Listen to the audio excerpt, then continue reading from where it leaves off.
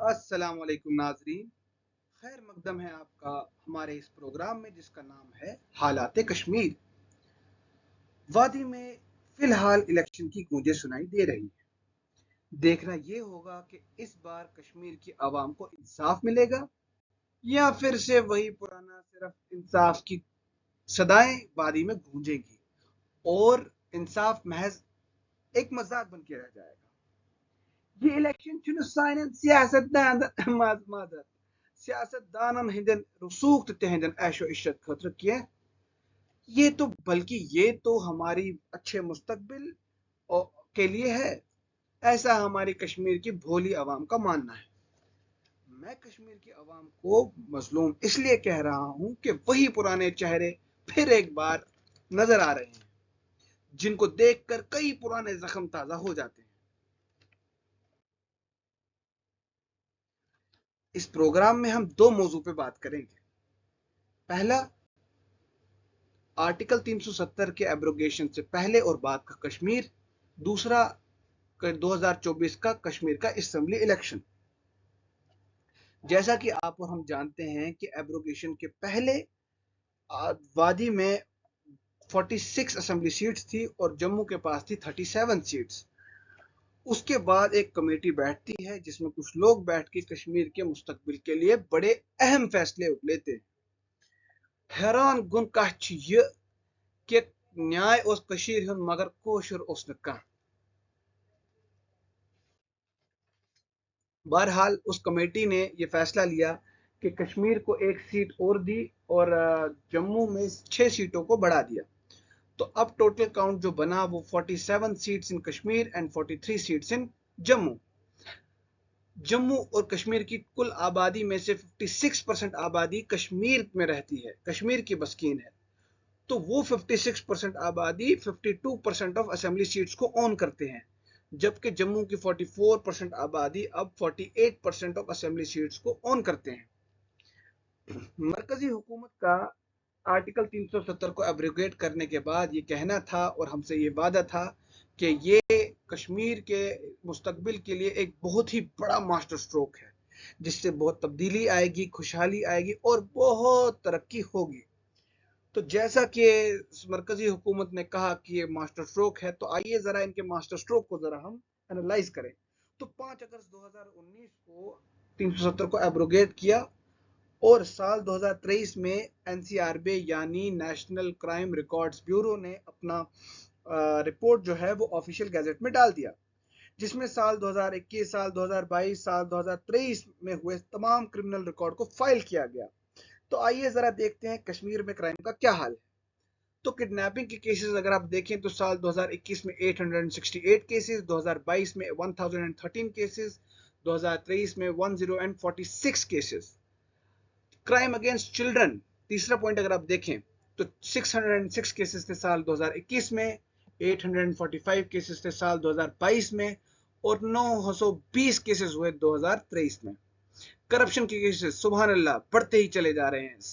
71 cases 2021 में, साल 2022 में आए 94 केसेस और 928 केसेस आते हैं साल 2023 में। आरपीएफ यानी रेलवे पुलिस फोर्स के केसेस को देख के जिस स्पीड से ये केसेस बढ़े हैं, इस स्पीड से शायद विकास को बढ़ना चाहिए था कि 706 केसेस बड़े रिकॉर्ड हुए थे साल 2021 में। साल 2022 में अगर हम नजर डालें तो 936 केस आए और 2842 केसेस आते हैं 2023 में। माशाल्लाह, मरकजी हुकूमत के इस निकाले इस रिकॉर्ड को देख के ये लगता है कि शायद मरकजी हुकूमत का विकास शायद कुछ यही था। चलिए मरकजी हुकूमत से आगे बढ़ के हम अपने कश्मीरी हुक्मरानों की तरफ आते हैं कि उन्होंने क्या क्या झूठे वादे यानी कि क्या क्या मैनिफेस्टो हमें दिए हैं। तो पहले हम बात करते हैं नेशनल कॉन्फ्रेंस की। तो नेशनल कॉन्फ्रेंस ने कई सारे बड़े बड़े वादे हमसे किए हैं, जिनमें मेन वादे हैं restoration of article 370 and article 35A। ये इस पे तो मैं ये कहूंगा कि जब सौंपी थी कुर्सी कत्ल का हुनर देखकर, तो क्यों हैरान हो लाशों का शहर देखकर। कि जिसने हमसे ये आर्टिकल जिसने ये करवाया, अब वो कह रहा है कि मैं वापस, चलिए देखते हैं वक्त क्या दिखाता है, कोई जानता नहीं। और कहा है कि restoration of special status of Jammu and Kashmir के स्पेशल स्टेटस को ये वापस लाने का इन्होंने वादा किया है। बहरहाल कोई उम्मीद तो है नहीं, कोई बात नहीं, उम्मीद पे दुनिया कायम। और तीसरा वादा है कि कश्मीरी पंडितों को ये वापस अपने घर भेजेंगे, ये भी वक्त ही बताएगा। उम्मीद तो आप सबको लुल बटे सन्नाटा होगी। तो और कुछ वादे इन्होंने इकोनॉमिक्स को लेके किए हैं, जिसमें इलेक्ट्रिसिटी क्राइसिस को लेके इन्होंने वादा किया है कि 200 यूनिट इलेक्ट्रिसिटी ये फ्री देंगे। तो इस ट्रैप में आप बिल्कुल ना आइएगा। मैं ये मैनिफेस्टो अपने डिस्क्रिप्शन में डाल दूंगा, अगर आप चाहे तो आप बिल्कुल पढ़ सकते हैं। और नेशनल क्राइम रिकॉर्ड ब्यूरो का जो मैंने डेटा दिया है वो भी बिल्कुल उनके ऑफिशियल गैजेट से निकाला हुआ है। मैं पीडीएफ जो है डिस्क्रिप्शन में डाल दूंगा, आप वहां से जाके पढ़ सकते हैं। तो ये बहरहाल जो इनके मैनिफेस्टो में 200 यूनिट की बात की गई है फ्री में, इस ट्रैप में बिल्कुल ना आइएगा, क्योंकि इसमें कोई भी प्लान ऑफ एक्शन को वेल डिस्क्राइब नहीं किया गया है। क्योंकि 200 यूनिट इलेक्ट्रिसिटी फ्री में इतने क्लॉजेस, इतने रूल्स, इतने रेगुलेशन ऑर्डर को डाल डाल के इतना घुमाएंगे, जैसे कि ये देख के लग रहा है कि इन्होंने बिल्कुल हूबहू कॉपी किया है मैनिफेस्टो आम आदमी पार्टी की, अरविंद केजरीवाल की पार्टी की, बट बिना किसी रिसर्च के की गई है। क्योंकि आप जानते हैं यहाँ पर अगर आप 200 यूनिट तो फ्री दिया जाएगा, लेकिन जो 200 यूनिट से एक यूनिट भी ऊपर बढ़ा तो जैसे कि 10 रुपए पर यूनिट हमसे बिजली का चार्ज किया जाता है, पर एक भी यूनिट ऊपर गया 200 यूनिट से तो आपसे 20 रुपए पर यूनिट, यानी कि बिल्कुल डबल पैसा वसूलेंगे। और ये जो 200 यूनिट माफ थे उसका भी पैसा लेंगे। ऐसे ऐसे तरीकों से यहाँ उलझाया और लूटा जाता है। तो इस ट्रैप में बिल्कुल ना आइएगा। और बात करें free transportation services to women, यानी कि पब्लिक ट्रांसपोर्ट में औरतों को, खातूनों को फ्री सर्विसेज मिलेंगी।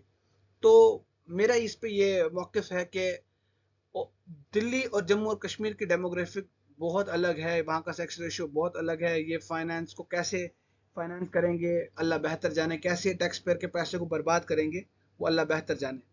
क्योंकि टैक्स पेयर के पैसे को संभालने के लिए एक क्रेडिबल हाथ, एक रिलायबल हाथ चाहिए होता है। और पैसों को यानी ट्रेजरी को संभालने की कितनी क्रेडिबिलिटी है, आइए ज़रा एनालाइज करते हैं। तो जेकेएनसी की एक बहुत मशहूर शख्सियत जिनका नाम है जनाब फारूक अब्दुल्ला साहब, माशाल्लाह जानते ही होंगे आप इन्हें। तो इनके ऊपर एक चार्जशीट फाइल हुई थी मनी लॉन्ड्रिंग के केस को लेकर, जिसमें प्रोब हुआ था, ईडी का प्रोब हुआ था, सीबीआई का प्रोब हुआ था। और श्रीनगर में इन्होंने अपना स्टेटमेंट बाद में बहुत मुश्किल से मत्थामारी करने के बाद इन्होंने रिकॉर्ड करवाया 31 मई को। आइए जरा जानते हैं केस था क्या। तो ईडी का कहना है कि साल 2001 और साल 2022 तक, साल 2001 से लेकर साल 2022 तक फारूक अब्दुल्ला साहब Jammu and Kashmir cricket association के प्रेसिडेंट रहे, जहां इन्होंने अपने इस पोस्ट का बहुत घोर मिसयूज किया। और करीब अंदाजा लगाया जाता है कि करीब करीब 54 करोड़ रुपीस का घोटाला इन्होंने किया, जिसकी जवाबदेही इन्होंने एक भी बार मीडिया के सामने या कहीं पे भी कोई एक बार भी जवाब नहीं दिया। रिसेंटली अपनी पार्टी के, अपनी पार्टी से मुराद है जम्मू एंड कश्मीर अपनी पार्टी, मेरी कोई अपनी पार्टी नहीं है, जम्मू एंड कश्मीर अपनी पार्टी के एक बहुत ही मशहूर शख्सियत हैं जनाब अल्ताफ बुखारी साहब, जिन्होंने कहा था इनका अरेस्ट अभी तक क्यों नहीं हुआ, क्योंकि इनका स्कैम तो बिल्कुल वाजे है। तो इस मनी लॉन्ड्रिंग के केस में एक भी अरेस्ट नहीं हुआ, इनको ना अरेस्ट किया गया, ना इनके ऊपर कोई ऐसी सख्त कार्यवाही हुई। इसमें रिसेंट अपडेट यही हुआ कि सितंबर 2019 में एक शख्स हैं जनाब एहसान अहमद मिर्जा साहब, जो कि तब के ट्रेजरर थे Jammu and Kashmir cricket association के, उनको अरेस्ट कर लिया गया और उनके खिलाफ प्रोसीडिंग हो रही है। इन्वेस्टिगेशन अभी प्रोग्रेस में है, इसलिए हम ज्यादा कुछ कहेंगे नहीं। पर अगर हम इस बारे में नजर डालें, बहरहाल मैं आपको ये बता दूं कि ये सारी इंफॉर्मेशन जो मैं आपके साथ शेयर कर रहा हूँ वो एक ऑथेंटिक सोर्स से ली गई है। द हिंदू का ये आर्टिकल है, मैं आप डिस्क्रिप्शन बॉक्स में डाल दूंगा, आप वहां जाके आराम से पढ़ सकते हैं। तो बहरहाल अगर हम इस पे बात करें इस मौजू पे कि क्यों इन छोटे छोटे प्यादे यानी एहसान अहमद मिर्जा साहब जैसे प्यादों को लिया जाता है, क्यों इनको अरेस्ट किया जाता है, क्यों इन बड़ी शख्सियत पे डायरेक्टली हाथ नहीं डाला जाता, तो आइए मैं आपको बताता हूँ। इस वीडियो क्लिप से आप थोड़ा समझ जाएंगे इशारतन। क्या सीखे मुन्ना? यही कि जब कुर्बानी देने का टाइम आए तो कुर्बानी सिपाही की दी जाती है।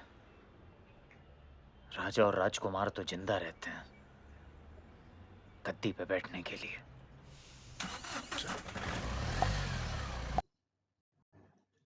जी बिल्कुल, राजा और राजकुमार को गद्दी संभालनी होती है, पर कुर्बानी अपने प्यादे की दी जाती है। अनुमान ये भी है कि जनाब फारूक अब्दुल्ला साहब कश्मीर में 2 बहुत बड़े बंगलों को ओन कर, हालांकि उनके नाम पे वो रजिस्टर नहीं है, पर वो उनकी जेर मिल्कियत है।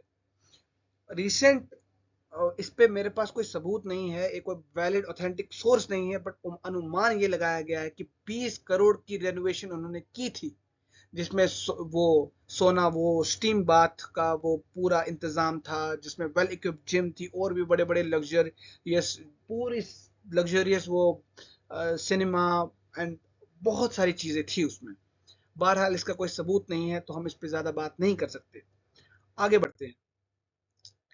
तो दूसरा है हमारे पास बड़ी शख्सियत पीडीपी, पीपल्स डेमोक्रेटिक पार्टी की, जिसमें महबूबा मुफ्ती साहिबा थी, पर अब उनकी बेटी इस बार इलेक्शन लड़ रही हैं बिजबिहारा से। तो इन्होंने भी ज्यादा वादे नहीं किए हैं, कुछ कुल मिला के 8 कुछ एक वादे किए हैं इन्होंने, जिसमें 2 अहम वादे इन्होंने किए हैं, यूथ एम्पावरमेंट को लेकर और वुमेन एम्पावरमेंट को लेकर। इनका भी मैनिफेस्टो मैंने डिस्क्रिप्शन में डाल दिया है, आप वहां से जाके पढ़ सकते हैं। तो यूथ एम्पावरमेंट की बात कर रही है महबूबा मुफ्ती जी, तो मैं ये कहना चाहूंगा, मैंने बायो तो मैंने बिनो ये यम यूथ एम्पावरमेंट कत करें, ये मंजर मुशर क्या ये यमो योस वोनमुत कि वो जुनैद, वो लड़का वहां दूध लेने गया था, वो दमाल हाजीपुरा में क्या करने गया था, यमन ना इज्जत पता, यमन सियासतदानन ये पता कि सोच पन्ने घर की दहलीज पे वो बच्चा खड़ा था। अपने घर की दहलीज पे खड़ा होना कब से जुर्म हो गया महबूबा मुफ्ती साहिबा, ये हमें बता दीजिए। आज तो आप हुक्म, आप तो आज आप इक्तदार में नहीं है, लेकिन जब हमने गद्दी आपको सौंपी थी, जब हमने आपको अपना नुमाइंदा नॉमिनेट किया था, तब आपने हमारे वनिज को कितने खंजे किए, कितने खंज कर तो साइन वंज, इसका जवाब दीजिए। आज आप बड़ी मजलूम शख्सियत बनी फिर रही हैं, लेकिन जब आपके पास पावर थी, जब आप खुद कुर्सी पे तक नशीन थी, तब आपने जो किया वो सब हमें याद है, वो सब हमें याद है। कहते हैं ना कि सब याद रखा जाएगा, सब याद रखा जाएगा। तुम रात लिखो हम चांद लिखेंगे, तुम जेल में डालो हम दीवार फांद लिखेंगे, तुम एफआईआर लिखो हम हैं तैयार लिखेंगे, तुम हमें कत्ल कर दो हम बन के बूत लिखेंगे, तुम्हारे कत्ल के सारे सबूत लिखेंगे, तुम जमीन पे जुल्म लिख दो, आसमान पे इनकलाब लिखा जाएगा, कि सब याद रखा जाएगा, सब याद रखा जाएगा। मैंने उबायो जहन मुशर ने यम सियासतदान, यम सन कशर सियासतदान कित कन बेकलान, कित कन अप मैनिफेस्टो बनावन, इन मैनिफेस्टो की कोई भी लीगल रिकग्निशन नहीं होती, इनको आप कभी भी कोर्ट में एनफोर्स नहीं कर सकते। अगर आपकी बातों में इतनी सच्चाई है, आपके वादों में इतनी सच्चाई है, तो हम आपसे गुजारिश करेंगे कि ये सारे जितने भी आपके वादे हैं, ये आप एफिडेविट पे लिख के दें, या आप नोटरी पे लिखवा के दें, ताकि हम इसको कोर्ट में एज एविडेंस प्रूव करें कि क्या आपने हमसे वादा किया था और आपने ये नहीं किया। आपने क्या किया हमें सब याद है। आपकी वो अक्स देख के हमें वो पुराने जख्म याद आते हैं, किस तरीके से हम मजलूम कश्मीरियों के साथ आपने जुल्म किया। और ये नहीं, अगर आपने जुल्म नहीं किया तो आप अगर जालिम के साथ खड़ी थी, वो भी एक बहुत मजलूम पर जुल्म, जालिम पर रहम करना भी मजलूम पर जुल्म करने के मुतरादिफ होता है। मुफ्ती साहिबा, हमें सब याद है। तो मैं आप अपने तमाम कश्मीरी भाइयों से सारी गुजारिश करन कि इस बार वोट डालने से पहले, अपना कीमती वोट डालने से पहले एक बार जरूर सोच लें कि हम जिसको वोट डाल रहे हैं वो हमारे बच्चों के मुस्तकबिल के लिए, उनकी पढ़ाई के लिए, उनकी तालीम के लिए क्या करेगा, हमारी सिक्योरिटी के लिए क्या करेगा। इलेक्शन करीब हैं, आप सब लोग जेर अकल हैं, साहिब अकल हैं, आप बराए मेहरबानी इस बार जिसको भी वोट डालें सोच के समझ के उसको डालें। ये तुहस दाग आइस जुतुई हो तो उसमें वन, अगर तो यन छु कि बह बी ये वीडियो बनावन तो ज्यादा खुद ज्यादा करो ये वीडियो लाइक शेयर करो, बी वनो कमेंटन में पन राय। आपका कमेंट, आपका फीडबैक बहुत ज़रूरी है। आप जिस टॉपिक पे बोलें मैं उस पर वीडियो भी बना सकता हूँ। शुक्रिया। कि वो जुनैद, वो लड़का वहां दूध लेने गया था, वो दमाल हाजीपुरा में क्या करने गया था? यमन इज्जत